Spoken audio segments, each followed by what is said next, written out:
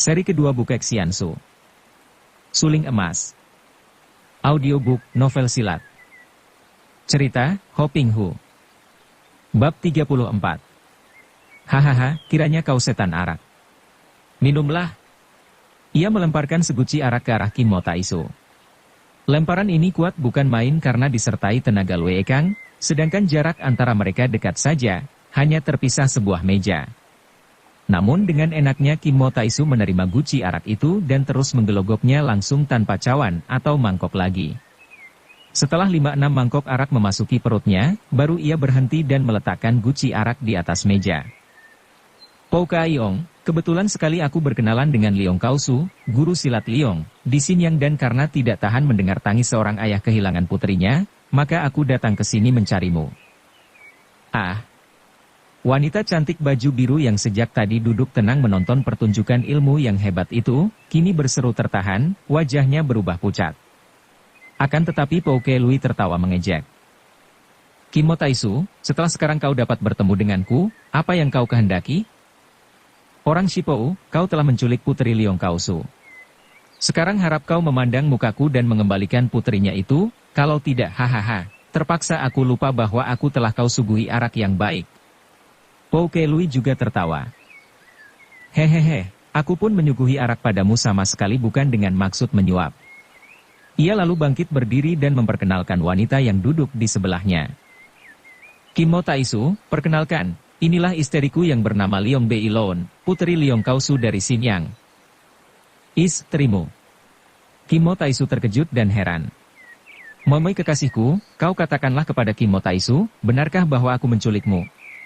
Dengan muka berubah menjadi merah sekali karena jengah, wanita itu memandang Kim Mo Taisu dan berkata, aku pergi mengikutinya dengan sukarela, urusan kami berdua ini apa sangkut pautnya dengan orang luar. Kim Mo Taisu memandang terbelalak kepada wanita itu. Sungguh tak pernah disangkanya sama sekali bahwa ia akan menghadapi hal seperti ini, tak mengira bahwa urusan akan menjadi begini. Kalau ia tahu sebelumnya, tentu saja ia tidak sudi ikut mencampuri. Dapat ia menduga bahwa wanita ini telah terpikat oleh Po Kaiong, telah jatuh cinta atau juga karena takut. Akan tetapi wajah yang cantik itu sama sekali tidak membayangkan rasa takut, jadi terang bahwa wanita ini telah jatuh cinta kepada si raja pengemis. Tentu saja Kim Mo Taisu tidak tahu apa yang telah terjadi, tidak tahu bahwa sesungguhnya bukan karena takut atau cinta, melainkan karena sudah terlanjur terjun ke dalam lumpur kehinaan maka wanita itu terpaksa mengikuti Po Kelui. Saking malu dan mendongkol, Kim Mo Taisu menepuk kepalanya sendiri lalu bangkit berdiri. Wajahnya kehilangan senyumnya seperti orang gila ketika ia berkata, cinta memang aneh. Po Kaiong, pada detik ini juga aku menyatakan lepas tangan tentang urusanmu dengan putri Liong Kaosu. Akan tetapi mendengar bahwa kau telah merampas kedudukan semua perkumpulan pengemis dan betapa tanganmu dengan ganas merenggut nyawa para pimpinannya, aku menduga bahwa kau tentu memiliki tangan maut yang lihai. Maka, setelah aku datang, biarlah aku merasai kelihayan tangan mautmu itu. Kau yang menentukan, di dalam ruangan ini atau di luar. Inilah tantangan belak-belakan. Orang gagah paling pantang menolak tantangan. Wajah Po Kelui yang biasanya pucat itu kini menjadi merah dan sejenak matanya menyinarkan pancaran kilat karena marahnya, akan tetapi mulutnya tersenyum sinis dan matanya lalu bergerak-gerak melirik ke kanan ke kiri membayangkan kecerdikan otaknya. Selama ini ia sudah bersekutu dengan banyak orang pandai untuk bersama-sama meruntuhkan kerajaan Tang Muda. Di antara sekutunya itu terdapat Ban Pilocia tokoh hitan yang menganggap kerajaan Tang Muda sebagai musuh. Dari Ban Pilocia inilah ia mendengar tentang kehebatan kepandaian Kim Mo Eng yang kini berjuluk Kim Mo Taisu. Kalau Ban Pilocia yang demikian lihainya memuji kepandaian seseorang, maka ia harus waspada menghadapi orang itu. Apalagi tadi ia pun sudah membuktikan sendiri kehebatan Sinkang dari manusia Sinting ini. Dan sungguh kebetulan sekali, dalam beberapa hari ini ia sudah berjanji akan mengadakan pertemuan dengan para sekutunya di puncak Tapiesan. Maka ia lalu menahan kemarahannya, berkata dengan senyum lebar. Bagus. Aku pun sudah lama mendengar akan kehebatanmu dan ingin sekali merasai pukulan tanganmu. Akan tetapi kau melihat sendiri, aku adalah... Hehe, masih pengantin baru. Bagaimana aku dapat mengotori suasana meriah dengan isteriku tersayang ini dengan pertandingan?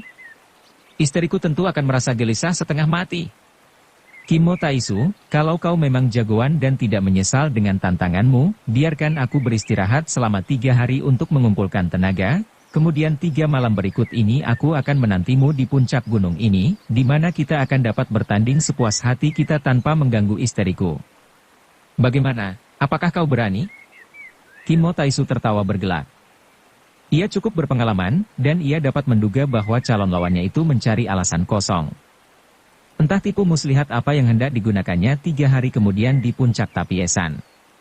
Akan tetapi ia sama sekali tidak merasa gentar. Hehehe, 3 malam yang akan datang kebetulan bulan gelap. Aku akan menantimu pagi-pagi pada hari keempat di puncak. Nah, aku pergi. Setelah melenggang keluar dari ruangan itu, terus berjalan dengan langkah seenaknya dan tidak mempedulikan pandang mata para pengemis yang menjaga di luar gedung. Setelah keluar dari gedung, tubuhnya bergerak cepat dan sebentar saja lenyaplah bayangannya dari pandang mata pengemis yang terbelalak lebar penuh kekaguman dan juga ketakutan. Baru kali ini mereka melihat ada orang yang berani menantang Kai Ong mereka dapat keluar dengan selamat dan seenaknya. Suhu. Busong berseru girang sekali ketika ia melihat Kimo Taisu duduk bersama di bawah pohon. Kedua kakinya sudah merasa amat lelah mendaki bukit yang amat sukar itu, akan tetapi begitu melihat suhunya, semangatnya timbul dan ia berlari terengah-engah di jalan tanjakan, menghampiri suhunya. Kimo Taisu membuka kedua matanya dan tersenyum girang memandang muridnya. Bocah yang sama sekali tidak pandai ilmu silat ini telah membuktikan keberanian luar biasa dan keuletan yang mengagumkan bahwa ia dapat juga menyusulnya sampai ke lereng gunung yang merupakan perjalanan amat sukar bagi orang yang tidak terlatih ilmu silat. Muridnya itu datang dengan muka agak pucat dan tubuh membayangkan kelelahan hebat. Akan tetapi pundi-pundi uang itu masih digendongnya dan semangat besar masih bernyala-nyala di sepasang mata yang bersinar-sinar itu. Busong, lekas kau duduk bersila di sini. Kau harus belajar bagaimana memulihkan tenagamu kembali dan menghilangkan lelah. Busong tidak membantah. Diturunkannya pundi-pundi dari pundaknya, kemudian ia duduk bersila di depan gurunya, meniru kedudukan kaki yang ditekuk tumpang tindih. Tarik napas dalam-dalam sewajarnya tanpa paksaan, busungkan dada kempiskan perut, tarik terus yang panjang, Kimo Taisu memberi petunjuk sambil memberi contoh. Busong memandang gurunya dan mentaati perintah ini, terus menarik napas dan merasa betapa dadanya penuh sekali. Keluarkan napas, perlahan-lahan sewajarnya tanpa paksaan, kempiskan dada busungkan perut. Nah, begitu ulangi sampai 9 kali, makin panjang makin baik. Otomatis Busong mentaati perintah suhunya ini, makin lama makin baik cara ia bernapas. Kemudian sambil masih bersila, Kimo Taisu mengajar muridnya mengatur napas, menarik napas dari dada ke perut, menahannya ke tengah pusar sampai perut terasa panas hangat, memberi petunjuk pula cara menguasai napas. Kau umpamakan napasmu seekor naga yang sukar dikendalikan, akan tetapi kau harus dapat menunggang naga itu, kau biarkan dirimu dibawa terbang keluar masuk, terus kau tunggangi jangan lepaskan sedikit pun juga, akhirnya kau tentu akan mampu menguasai dan menaklukkannya. Demikianlah Kimo Taisu memberi petunjuk. Kemudian ia mengajar muridnya untuk sambil duduk bersila menguasai napas, duduknya tegak dengan punggung lurus, muka lurus ke depan, pandang mata menunduk ke arah ujung hidung, seluruh panca indera dipusatkan, menunggang naga. Inilah inti pelajaran ilmu bersamadi, dan siulian atau samadi ini pula menjadi dasar pelajaran ilmu silat tinggi. Tentu saja Busong sama sekali tidak mengira bahwa gurunya mulai menurunkan ilmu yang menjadi dasar ilmu silat tinggi. Diam-diam Kimo Taisu kagum bukan main menyaksikan kekerasan hati dan kemauan muridnya. Sayang muridnya terlalu membenci ilmu silat sehingga sukarlah baginya untuk melatih ilmu silat. Bocah ini yang baru saja tiba setelah melalui perjalanan yang amat melelahkan, kini sanggup untuk bersamadi, sungguh pun baru saja dimulai hari ini, dari pagi sampai sore. Cukuplah, kata Kimo Taisu sambil meraba punggung muridnya. Busong bagaikan sadar dari mimpi indah dan dengan hati girang ia merasa betapa tubuhnya sehat dan segar, tidak merasakan kelelahan lagi. Kau harus melatih siulian setiap kali ada waktu kosong. Dengan latihan ini, tubuhmu akan menjadi sehat, tidak mudah lelah dan tidak mudah diserang penyakit.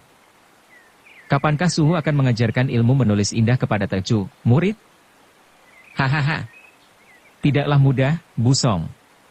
Kau tentu tahu, tulisan huruf indah baru dapat disebut indah kalau tulisan itu dapat mengandung goresan yang bertenaga, dan untuk menghimpun tenaga dalam tangan agar dapat membuat goresan yang tepat, perlu tanganmu diisi tenaga. Dalam latihan siulian ini dapat membuat tanganmu bertenaga. Besok wajarkan bagaimana kau harus menggunakan pernapasanmu untuk membangkitkan tenaga dari dalam pusar, menggunakan kekuatan hawa yang kau sedot itu untuk menerobos ke pergelangan tangan dan jari-jari tanganmu.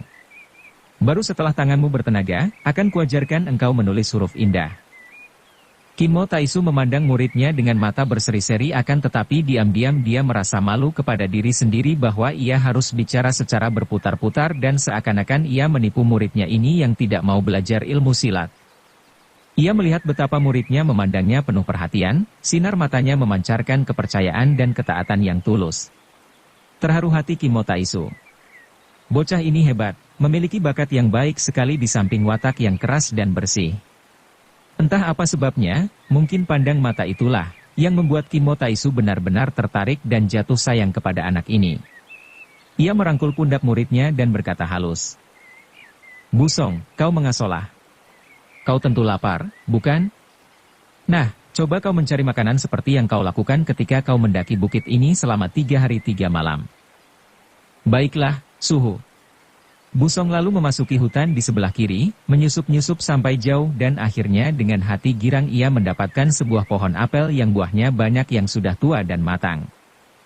Segera ia memanjat pohon itu dan memetik banyak buah apel yang kulitnya kuning kemerahan dan baunya sedap mengharum itu. Buah-buahan itu ia masukkan ke dalam kantung uang sampai penuh. Tiba-tiba telinganya mendengar bunyi kelenengan kuda, nyaring sekali bunyi itu, bergema di antara pohon-pohon.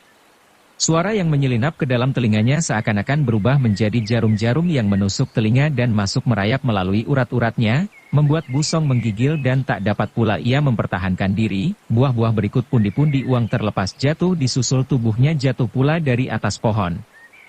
Untung baginya, pohon itu tidak terlalu tinggi, juga ketika ia terjatuh, tubuhnya tertahan oleh cabang dan dahan di sebelah bawah sehingga ketika ia terbanting ke atas tanah, Busong hanya merasa pinggul dan bahu kirinya saja yang agak sakit. Begitu ia melompat bangun lagi, suara itu masih terngiang di telinganya, membuat kepalanya pening dan tubuhnya sakit-sakit. Betapapun ia menahan dan menutupi telinga dengan kedua tangan, tetap saja suara itu menembus masuk. Saking sakitnya, serasa seperti jantungnya ditusuk-tusuk jarum, Busong bergulingan di atas tanah, merintih-rintih. Ingin ia melompat dan lari ke tempat suhunya, namun suara kelenengan itu makin keras dan kini ia sudah bangkit berdiri lagi. Tiba-tiba ia teringat akan nasihat suhunya, kalau kau berhasil menunggang naga, apapun di dunia ini tidak akan mampu mengganggu badan dan pikiranmu. Menunggang naga adalah istilah untuk duduk memusatkan perhatian kepada masuk keluarnya hawa pernapasan. Teringat akan ini, cepat-cepat Busong mengerahkan tenaganya untuk duduk bersila, kemudian mengerahkan pula segenap tekad dan kemauannya untuk menarik semua panca indera, terutama pendengarannya, menjadi satu dan memaksa diri, menunggang naga, seperti yang pernah ia latih di bawah petunjuk suhunya. Sebentar saja anak yang bertekad membaja ini telah berhasil, tenggelam, ke dalam keadaan diam, tekun menunggang naga pernapasannya sendiri sehingga lupa pula akan suara kelenengan yang mempunyai daya mujizat tadi.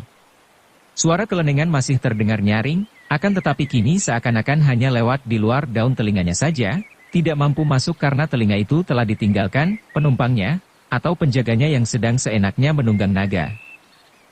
Setelah lama suara kelenengan itu tidak berbunyi lagi, baru Busong sadar bahwa telinganya tidak menghadapi bahaya suara mujizat itu, maka ia lalu melompat bangun, mengumpulkan buah-buah yang berceceran dan membungkusnya di dalam pundi-pundi uang.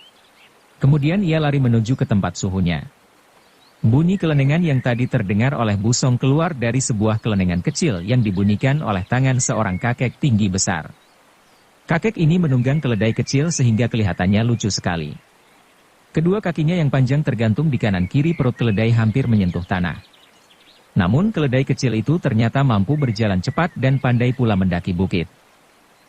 Sambil membunyikan kelenengan, kakek ini melenggut di atas punggung keledai, hiasan bulu di atas kain kepalanya mengangguk-angguk dan jubahnya yang panjang lebar itu melambai-lambai tertiup angin gunung. Ketika keledai itu tiba di depan Kim Mo Taisu yang masih duduk bersila di bawah pohon, kakek itu mengeluarkan seruan tertahan dan keledainya berhenti. Ia lalu melompat turun dan sengaja membunyikan kelenengannya di depan Kim Mo Taisu sambil mengerahkan tenaganya. Terheran-heran kakek itu melihat betapa orang yang duduk bersila itu masih saja duduk, sama sekali tidak bergeming biarpun bunyi kelenengan itu sebetulnya dapat merobohkan lawan tangguh. Tiba-tiba Kim Mo Taisu membuka matanya memandang kakek itu lalu tertawa bergelak, hahaha. Makin tua kau makin ugal-ugalan saja, Pak Jiu Sin Ong. Kakek itu terbelalak kaget. Kelenengannya terhenti dan ia membungkuk untuk memandang lebih teliti orang yang duduk bersila itu. Seorang berusia 30-an, tubuhnya tegap rambutnya riap-riapan mukanya terselimut awan kedukaan, pakaiannya tambal-tambalan dan kakinya telanjang. Kau mengenal aku? Beng Kau Chu, apakah usia tua sudah membuat kau menjadi lamur sehingga tidak mengenal lagi bekas calon mantumu? Hahaha. Kim Mo Taisu melompat berdiri. Hei. Kau. Kim Mo Eng Kui Seng. Kakek itu menjelajahi tubuh Kim Mo Taisu dari kepala sampai ke kaki dengan pandang mata tidak percaya. Cukup Kim Mo Taisu saja, Kau Chu. Aha. Jadi kaulah Kim Mo Taisu. Kakek itu lalu merangkul pundak dan tertawa bergelak-gelak. Siapa akan mengira? Dahulu kau seorang sastrawan tampan, sekarang. Seorang jembel busuk. Hahaha. Alangkah akan girang hatiku kalau melihat anakku berpakaian jembel duduk di sampingmu bersiulian di bawah pohon. Ah, sayang tidak demikian jadinya. Kui Seng, menyesal sekali dahulu ada penjahat secara menggelap menyerangmu sehingga kau jatuh ke dalam jurang.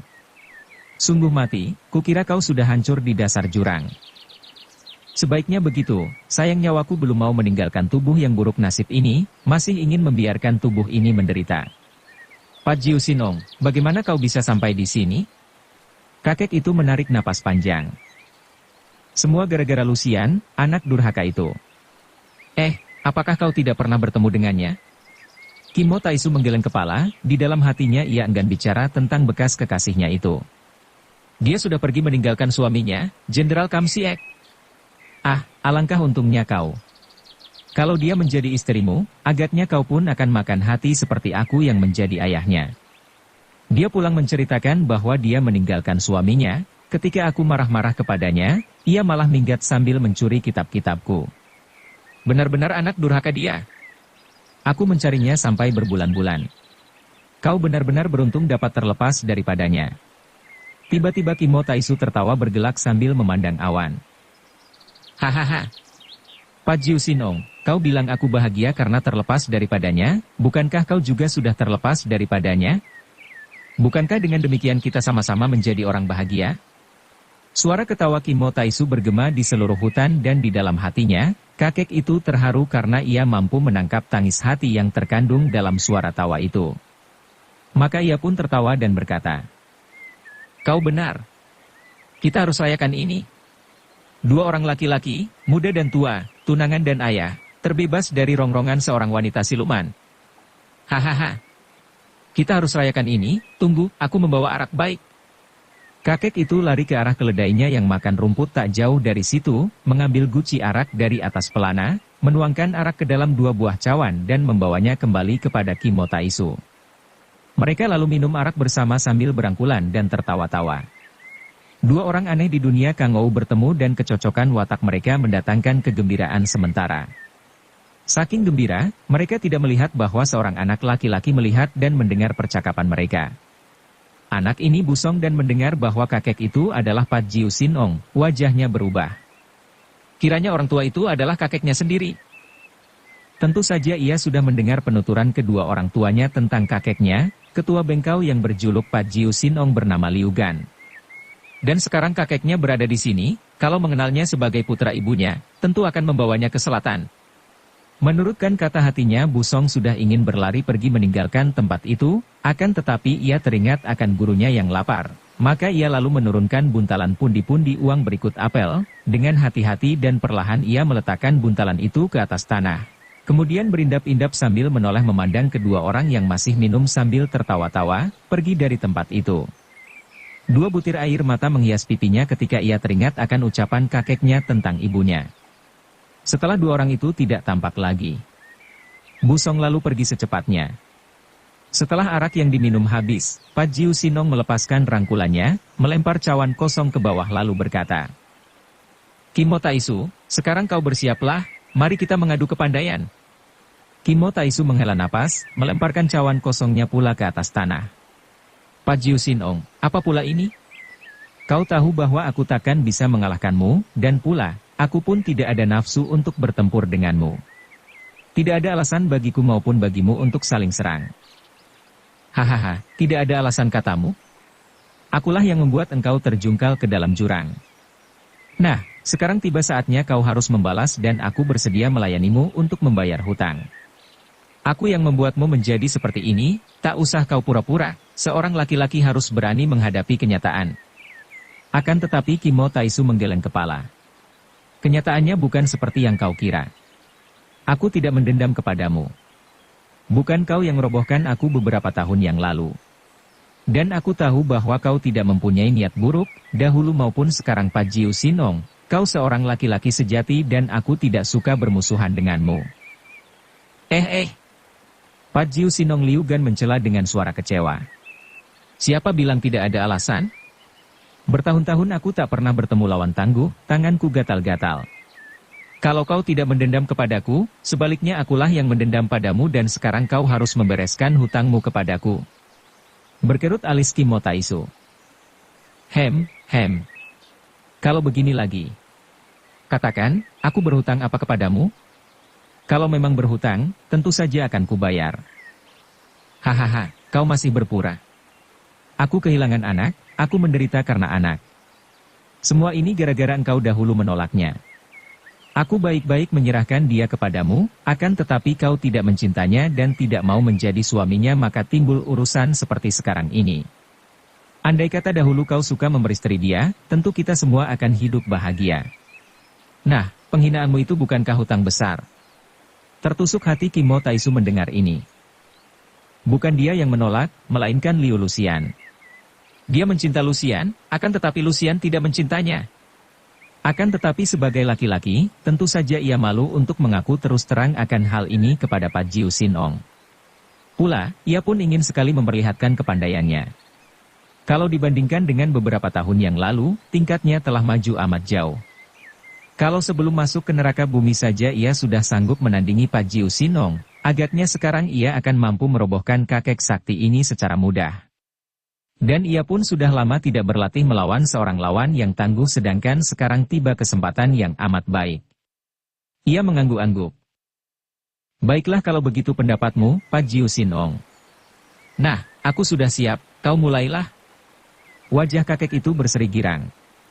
Kepandaianku sudah maju pesat, orang muda, kau waspadalah. Tiba-tiba ia memekik keras sekali dan tubuhnya bergerak ke depan, jubahnya yang lebar itu berkibar mendatangkan angin yang dahsyat. Kimo Taisu kagum. Pekikan itu mengandung tenaga kaikang yang hebat sekali dan seandainya ia tidak mengalami latihan luar biasa di neraka bumi, oleh daya pekik ini saja ia tentu sudah kendor semangat. Cepat ia menggeser kakinya miringkan tubuh mengelak ke kiri sambil terus menghantamkan tangan kanannya dengan bantingan lengan dan tangan terbuka, serangan yang kelihatannya bertahan saja akan tetapi sebetulnya hebat bukan main karena ia telah mempergunakan ilmu silat Bian Sin Kun, tangan kapas sakti. Bengkaucu, awas serangan balasan. Pajiu Sinong melihat datangnya serangan tanpa didahului angin pukulan akan tetapi telah terasa hawa amat dinginnya, menjadi terkejut dan cepat-cepat ia pun mengelak sambil melompat ke kanan. Bagus, kau hebat, katanya sambil menerjang lagi. Bertandinglah dua orang sakti itu, mula-mula hanya dengan jurus satu-satu dan lambat. Akan tetapi makin lama makin cepat dan kuatlah gerakan mereka sehingga tubuh mereka lenyap tak tampak lagi, yang kelihatan hanya gundukan bayangan mereka yang sudah bercampur menjadi satu dan sukar dibedakan. Sejam sudah mereka bertanding. Keduanya merasa kagum bukan main akan kemajuan lawan. Sepasang lengan sudah terasa sakit-sakit karena sering beradu, namun belum pernah pukulan mereka mengenai sasaran. Kimo Taisu selain kagum juga mulai bosan dan khawatir. Kalau dilanjutkan, tentu seorang di antara mereka akan terluka hebat. Ia tidak ingin melukai orang tua itu, dan tentu saja tidak ingin dilukai, akan tetapi ia mengenal pula tabiat Pajiu Sinong yang gemar bertanding, sukar untuk dihentikan begitu saja. Pada saat Kim Mo Taisu memutar otak mencari jalan untuk menghentikan pertandingan ini, tiba-tiba Pat Jiu Sin Ong menyerang dengan pukulan kedua tangan berbareng sambil merendahkan tubuh. Kedua kaki ditekuk dan kedua lengan dilonjorkan dengan jari-jari tangan terbuka, menghantam ke arah dada Kim Mo Taisu. Jangan disangka ringan pukulan ketua Bengkaucu ini. Tubuhnya yang setengah berjongkok itu dalam posisi pengumpulan tenaga dari pusat bawah perut yang meluncur keluar melalui kedua lengan yang dilonjorkan. Dengan pukulan simpanan Bengkong Tong Te, sinar terang menggetarkan bumi. Ini, dalam jarak 5 meter, ketua Bengkau ini sanggup merobohkan sebatang pohon hanya dengan hawa pukulannya. Inilah sebuah di antara jurus-jurus rahasia yang tak pernah ia keluarkan, yang kesemuanya ia himpun dan catat dalam kumpulan 3 kitab rahasia Sempo Chin Keng, 3 kitab pusaka, dan yang kesemuanya kini lenyap dicuri puterinya sendiri. Pukulan Bengkong Tong Te ini adalah ciptaannya sendiri dan merupakan pukulan yang ia banggakan, oleh karena itu ia beri nama sebagai lambang daripada agama Bengkau, agama terang, yang ia pimpin. Jurus ini demikian hebat dan gemilang seakan-akan agama Bengkau yang merupakan sinar terang menggetarkan bumi. Karena ingin sekali memperoleh kemenangan atas lawannya yang amat tangguh ini, Pat Jiu Sin Ong mengeluarkan pukulan itu akan tetapi oleh karena ia diam-diam memang menaruh sayang kepada Kim Mo Taisu dan tidak ingin mencelakainya, maka ia hanya mempergunakan 3/4 bagian saja dari tenaga sinkangnya. Menyaksikan gerak pukulan lawan, terkejutlah Kim Mo Taisu. Sebagai seorang ahli silat tingkat tinggi, sekali pandang saja dapatlah ia mengenal pukulan ampuh, maka ia pun cepat-cepat memasang kuda-kuda dan dengan kaki terpentang kokoh dan kuat dan kedua lengannya pun ia hantamkan ke depan dengan tangan terbuka. Tak berani ia mempergunakan tangan kapas lagi, karena maklum bahwa kedua tangan lawannya amatlah kuat dan berbahaya, maka ia juga mengerahkan sinkangnya untuk melawan keras sama keras. Wutut! Des! Jarak antara mereka dekat, maka dua pasang telapak tangan itu bertemu di udara, hebatnya bukan main pertemuan dua tenaga sinkang kedua orang sakti ini. Akibatnya pun hebat karena keduanya terlempar ke belakang dan terhuyung-huyung seperti layang-layang putus talinya sampai mereka terpisah 10 meter jauhnya. Kim Mo Taisu jatuh terduduk, napasnya terengah-engah dan ia cepat bersila dan mengatur pernapasannya. Pat Jiu Sin Ong juga jatuh terduduk, dari mulutnya tersembur keluar sedikit darah segar. Untung bagi ketua Bengkau ini bahwa Kim Mo Taisu juga mempergunakan 3/4 tenaganya saja untuk menghadapi pukulannya tadi, dan karena tenaga mereka memang seimbang, maka keduanya tidak sampai menderita luka dalam. Hanya Pat Jiu Sin Ong lebih rugi karena dia yang menyerang, maka benturan tenaga seimbang itu membuat tenaga serangannya membalik sendiri dan membuat ia menderita lebih banyak daripada lawannya. Dalam penggunaan tenaga dalam, tenaga dan napas, tidak sampai 5 menit keduanya sudah melompat bangun. Hahaha, kau hebat, Kim Mo Taisu. Akan tetapi aku masih belum kalah. Hayo kita lanjutkan. Kata-kata ini diucapkan dengan wajah berseri, tanda bahwa kakek itu girang dan puas sekali dapat bertanding dengan seseorang lawan yang dapat menandinginya. Akan tetapi Kim Mo Taisu tidak punya nafsu lagi bermain-main dengan kakek itu. Cukuplah, Kau Cu. Aku harus menyimpan tenaga karena akan menghadapi lawan yang lebih tangguh daripadamu di puncak ini besok. Lain kali saja kita lanjutkan. Biarpun sudah tua, watak Pat Jiu Sin Ong yang tak mau kalah itu masih tetap ada. Mendengar ada lawan yang lebih tangguh daripadanya, ia menjadi penasaran sekali. Siapakah dia yang kau katakan lebih tangguh daripada aku? Kim Mo Taisu tersenyum. Memang ia cukup mengenal watak kakek ini maka tadi ia sengaja bilang demikian agar si kakek mau berhenti. Dia seorang tokoh baru, masih muda, agaknya kau belum mengenalnya, julukannya Raja Pengemis yang menguasai seluruh Kaipang di 4 penjuru. Ada Kaiong baru, ya. Ingin sekali aku melihat macamnya bagaimana. Kau hendak bertanding dengannya? Hahaha. Kim Mo Taisu, kalau kau kalah olehnya kemudian aku mengalahkannya, bukankah itu sama saja dengan pertandingan kita dilanjutkan? Haha, kita lihat saja nanti. Sambil tertawa-tawa Pat Jiu Sin Ong lalu berjalan menghampiri keledainya, sekali kaki kanannya diayun ke atas ia sudah duduk di punggung keledai kecil itu dan berlarilah si keledai ketika mendengar kelenengan yang dibunyikan oleh penunggangnya. Setelah bunyi itu kelenengan itu lenyap dan bayangan Pat Jiu Sin Ong tak tampak lagi, barulah Kim Mo Taisu sadar dari lamunannya. Perjumpaannya dengan kakek itu sekaligus membangkitkan ingatannya kepada Lucian. Jadi Lucian telah menikah dengan Kam Siek, jenderal muda yang amat terkenal itu? Jodoh yang tepat. Akan tetapi mengapa Lucian kemudian meninggalkan suaminya? Bukan urusannya semua itu, namun sukar baginya untuk tidak memikirkannya. Ia mengeluh dan membalikkan tubuh. Tampaklah buntalan pundi-pundi uang, akan tetapi ia tidak melihat Bu Song. Baru sekarang ia teringat kepada Bu Song. Bu Song.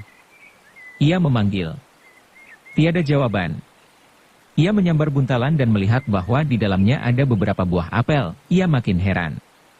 Anak itu telah berhasil mencarikan buah untuknya, menaruh dalam bungkusan. Mengapa lalu pergi? Dan kemana perginya? Bu Song. Ia berseru lebih keras. Tetap tak ada jawaban. Tidak enaklah hatinya dan mulai ia mencari-cari sambil berseru memanggil-manggil nama muridnya. Kemanakah perginya Bu Song? Anak ini setelah mendengar bahwa orang tua yang bercakap-cakap dengan gurunya itu adalah kakeknya, meninggalkan tempat itu sambil berlari-lari cepat. Ia berlari-lari terus tanpa tujuan tertentu, naik turun pegunungan. Kakinya sudah lelah bukan main namun ia tidak mau berhenti. Akhirnya dari puncak sebuah bukit kecil ia melihat atap rumah di lereng bawah. Ia berlari lagi menuruni puncak dan akhirnya karena tak dapat menahan lelahnya, ia roboh terguling di luar pagar rumah yang berdiri tanpa tetangga di lereng itu. Sebuah rumah yang sederhana, dari papan, namun bersih dan cukup luas. Bu Song merangkak bangun, memandang ke arah rumah itu. Dari bagian belakang rumah tampak asap mengepul dan terciumlah bau masakan yang gurih dan sedap. Seketika perut Bu Song meronta-ronta dan anak ini menelan ludah beberapa kali. Untuk dapat ikut makan masakan di rumah ini, ia harus membantu pemilik rumah bekerja, seperti yang sudah-sudah. Tanpa ragu-ragu lagi ia lalu memasuki pekarangan rumah. Bersambung ke bab 35. Dukung kami dengan subscribe, follow, like, komen dan share. Terima kasih.